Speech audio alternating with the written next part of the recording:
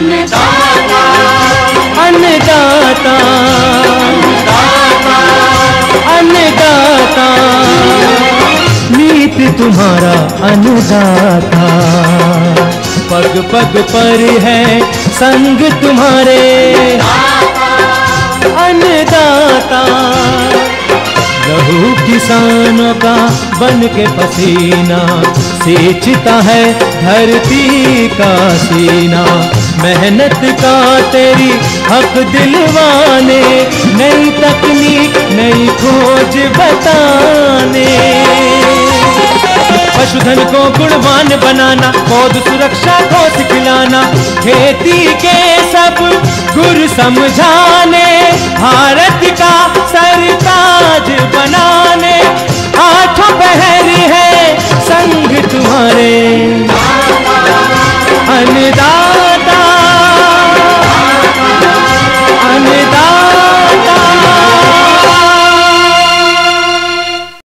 नमस्कार, आप सभी का स्वागत है अन्नदाता कार्यक्रम में। आपके साथ मैं हूं सोनाली सिंह। हमारे देश के किसान जन का पोषक है, वह श्रम का देवता है, अन्नदाता है। उसमें ही भारत की आत्मा निवास करती है। ऐसे ही किसानों की प्रगति के लिए हम खेती बाड़ी से जुड़ी हुई बहुत सी नई लाभकारी जानकारियां हर रोज सुबह लेकर आते हैं। तो चलिए कार्यक्रम शुरू करने से पहले देखते हैं क्या है आज के अन्नदाता में।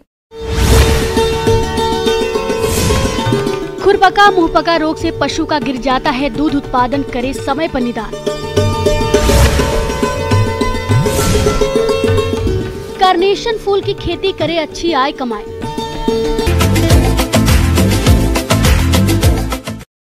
देश में खेती के बाद किसानों का मुख्य व्यवसाय पशुपालन है, लेकिन वर्तमान समय में पशुओं में कई रोगों का प्रकोप हो सकता है और इन रोगों के कारण पशुपालक काफी परेशान रहते हैं। यदि बात करें पशुओं में खुरपका मुंहपका रोग की, तो ये रोग पशुओं में काफी खतरनाक होता है। इस रोग से दूध उत्पादन में भारी कमी आती है। तो इस समस्या को देखते हुए आप किस प्रकार से करें खुरपका मुंहपका रोग की रोकथाम, आइए जानते हैं राजकीय पशु चिकित्सालय हरसोली के प्रभारी बंशीधर यादव से।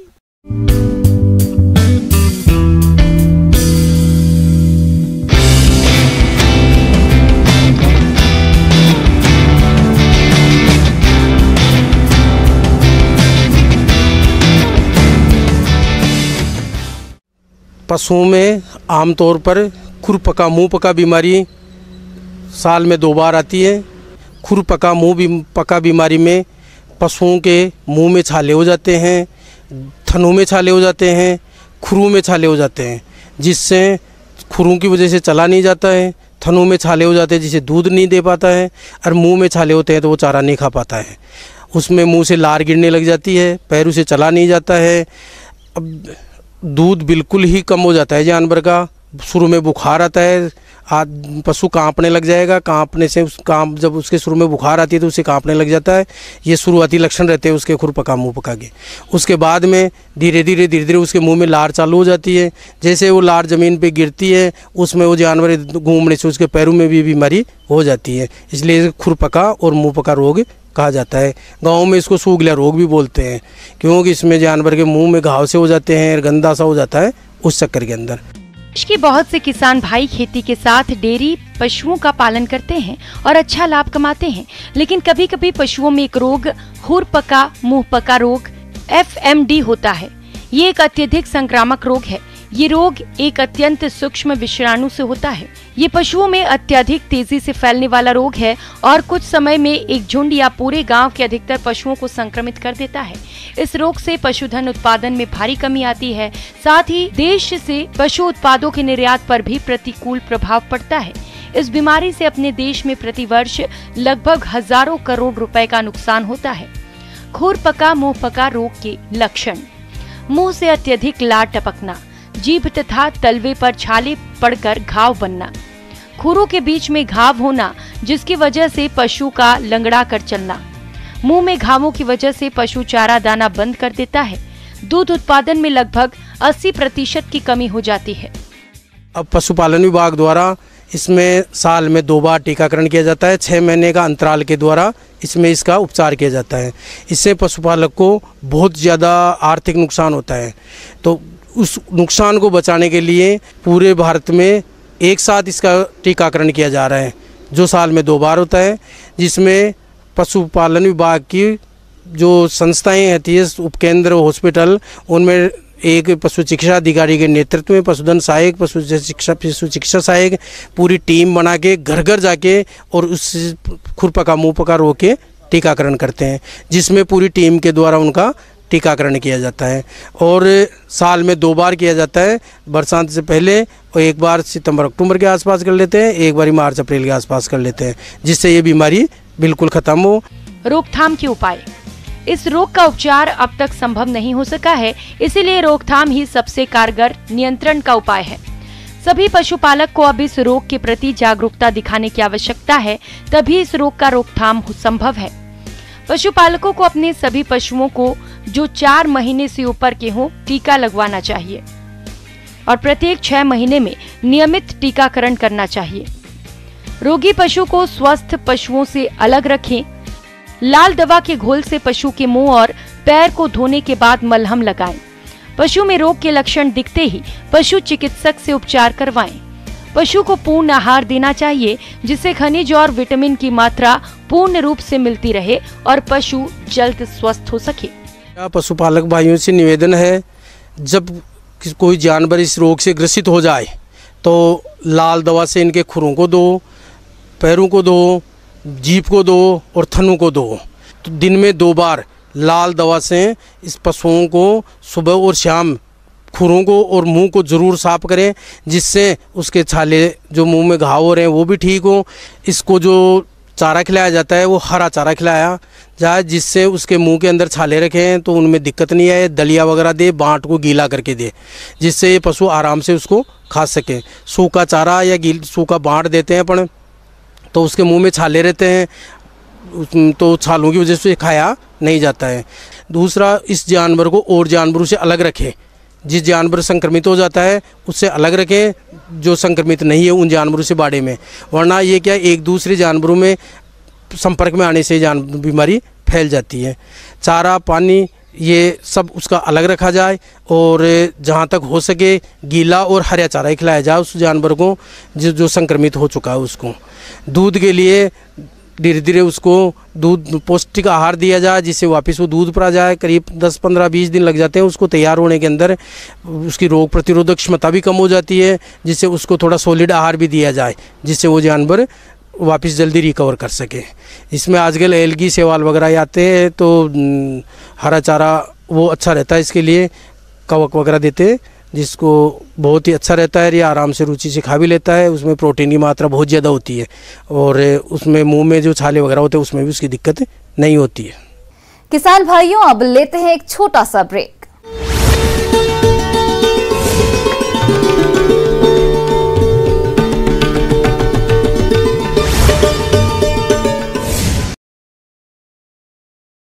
तो 2010 वोट मिले। चौथे नंबर पर रहे एबीवीपी के नरेंद्र यादव को 988 वोट मिले। प्रदेश की सियासत की ही तरह राजस्थान यूनिवर्सिटी के छात्र संघ में एनएसयूआई को अपने बागियों के विरोध का सामना करना पड़ा। हालांकि इसके आभास के साथ ही संगठन ने एनएसयूआई से बागी होकर छात्र संघ चुनाव लड़ने के कारण अध्यक्ष पद की उम्मीदवार निहारिका जोरवाल समेत 7 छात्र नेताओं को पहले ही 6 साल के लिए निष्कासित कर दिया। लेकिन कांग्रेस के ही मुरारी लाल मीणा की बेटी निहारिका ने संगठन से बगावत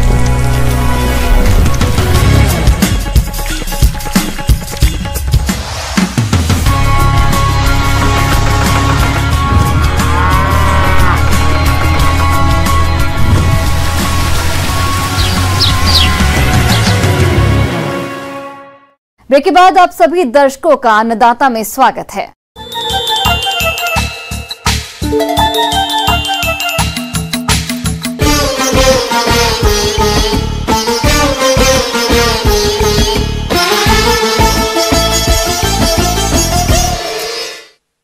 कार्नेशन फूल की खेती से किसानों के घर गुलजार हो रहे हैं। किसान पॉली हाउस में इसकी खेती कर लाखों रुपए सालाना कमा सकते हैं। आजकल बाजार में इसकी मांग बड़ी तेजी से बढ़ रही है। ऐसे में जिन किसानों के पास पॉली हाउस की व्यवस्था है वे इनमें कार्नेशन फूल की खेती कर सकते हैं। तो किसान इसकी खेती के लिए किन किन किस्मों का चयन करें और इसकी खेती करते समय कौन से पहलुओं पर विशेष ध्यान दें, इस बारे में बता रही हैं बागवानी विशेषज्ञ डॉक्टर मोनिका पटेल।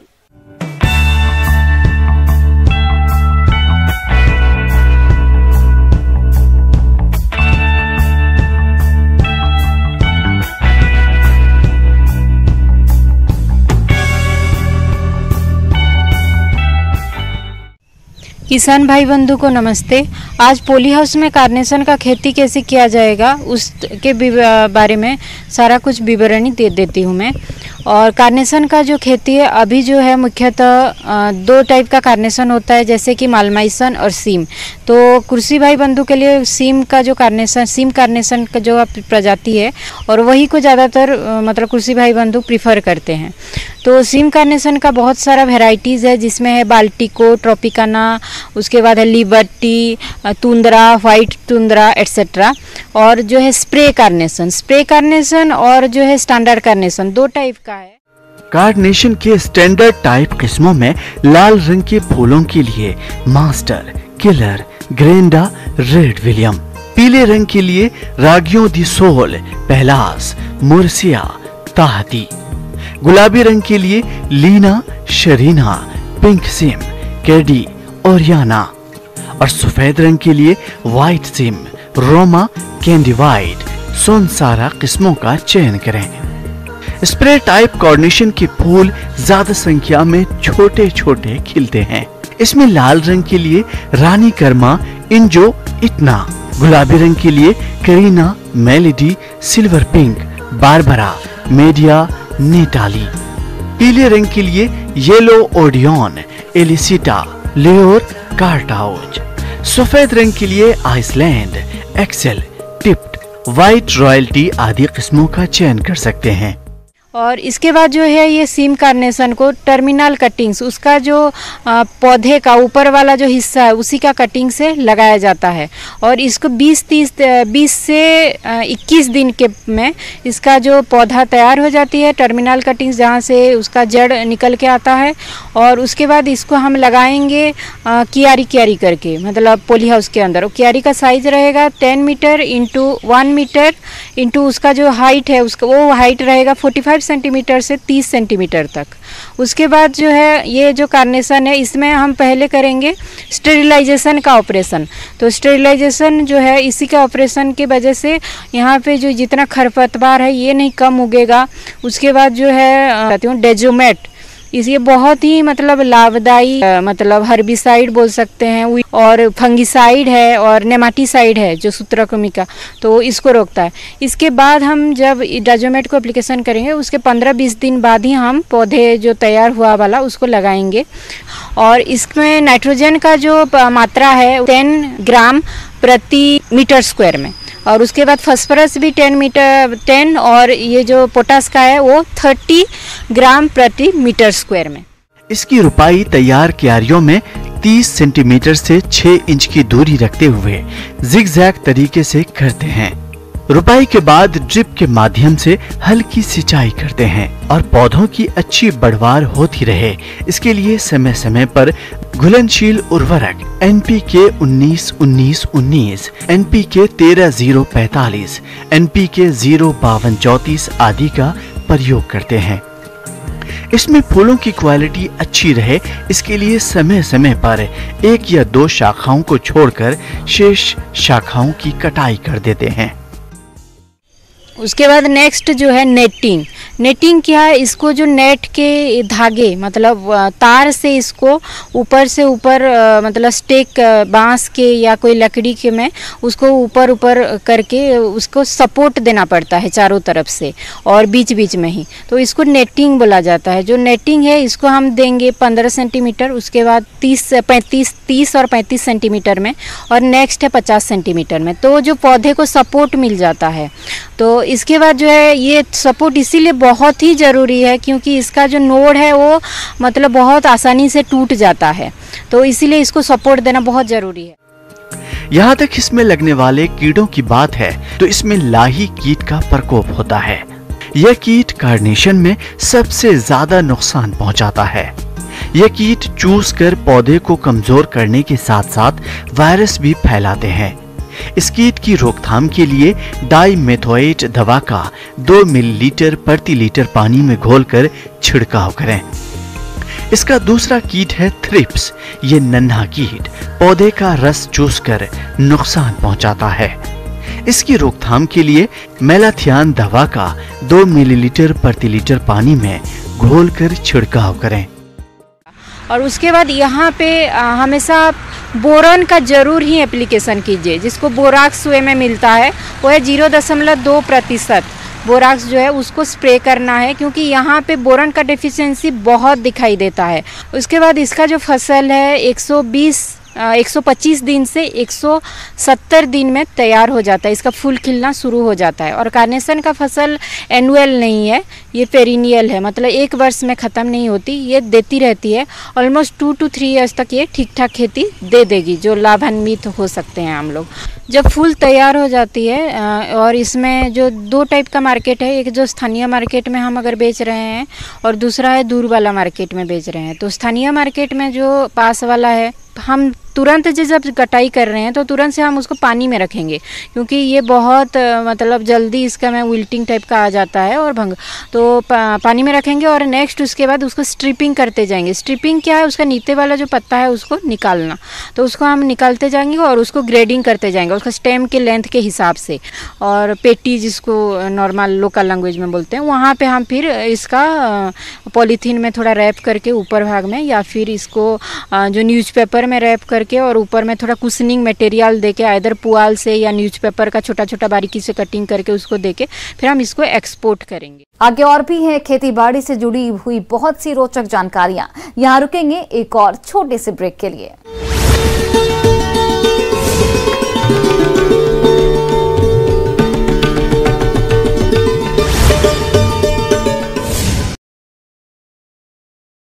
करके भी अपना दमखम दिखाया तो छात्र संघ चुनाव में जातिवाद के मुद्दे का विरोध कर सुर्खियां बटोरी।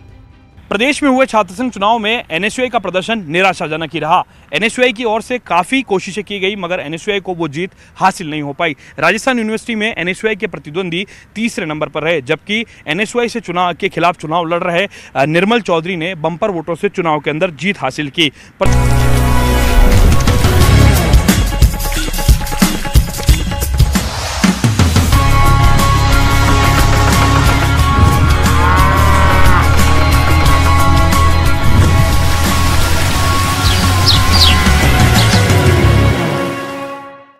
ब्रेक के बाद एक बार फिर से आप सभी दर्शकों का अन्नदाता कार्यक्रम में बहुत बहुत स्वागत है।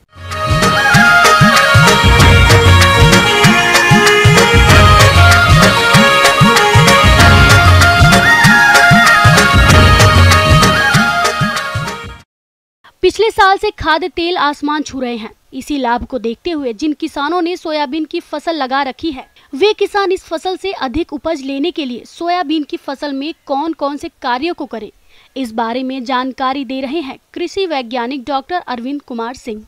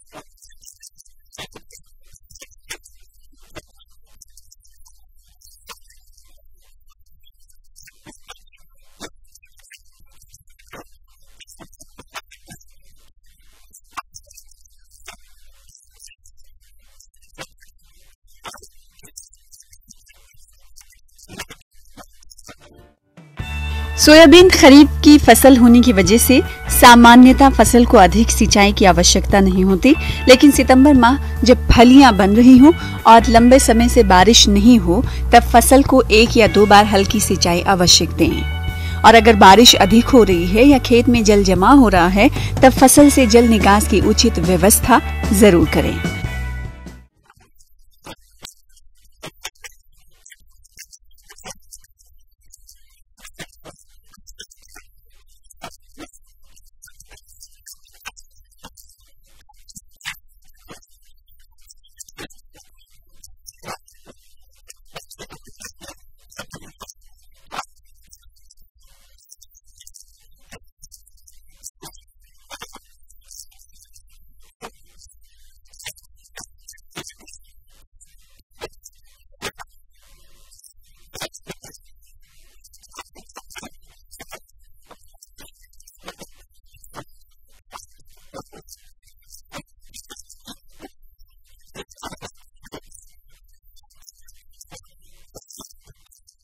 आज के समय में सोयाबीन की फसल भी कीटों के प्रकोप से अछूती नहीं है और ऐसे में जरूरत है कि किसान भाई फसल में लगने वाले कीटों की पहचान करके सही तरीके से नियंत्रण करें। इस समय सोयाबीन की फसल में भुआ पिल्लू का प्रकोप सबसे अधिक होता है, जो कि पत्तियों के नीचे झुंड में पड़ते हैं और पत्तियों को खाकर छन्नी समान कर देते हैं। इसकी रोकथाम के लिए ग्रसित पत्तियों को तोड़कर नष्ट कर दें।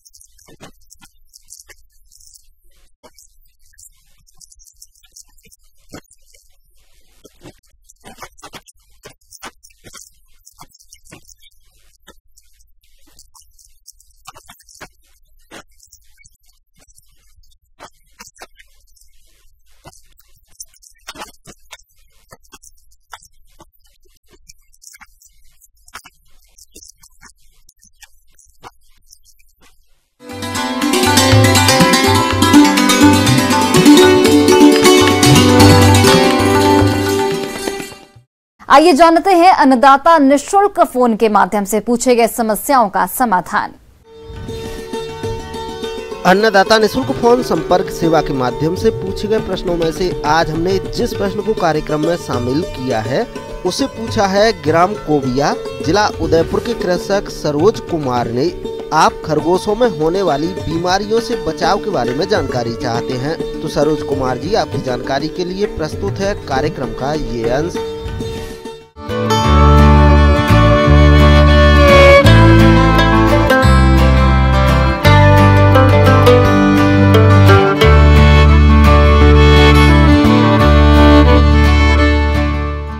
खरगोश मांस, चमड़ा, ऊन और मनोरंजन के लिए पाला जाता है।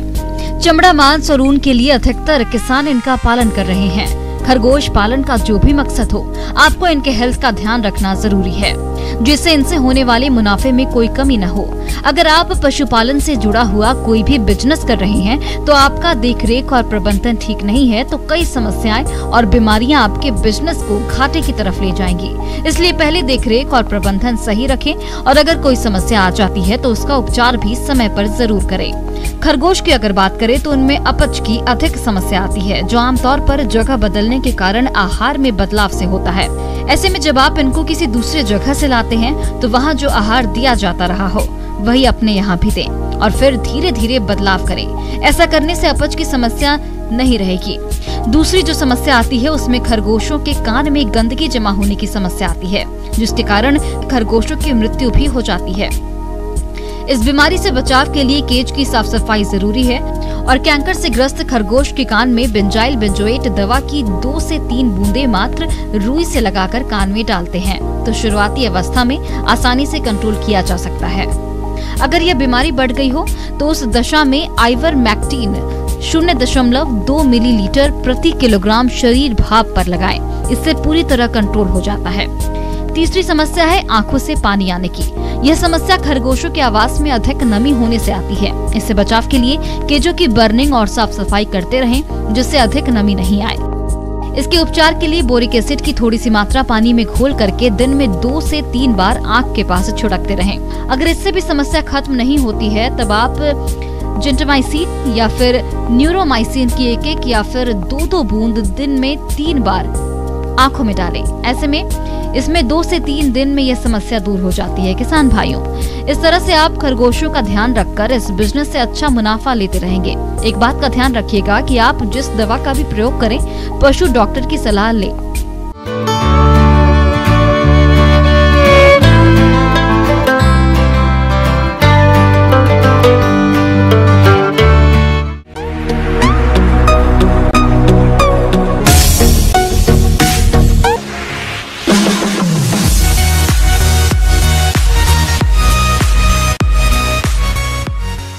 एक नजर डालते हैं राज्य के कुछ मंडियों के प्रमुख फसलों के बाजार भाव पर।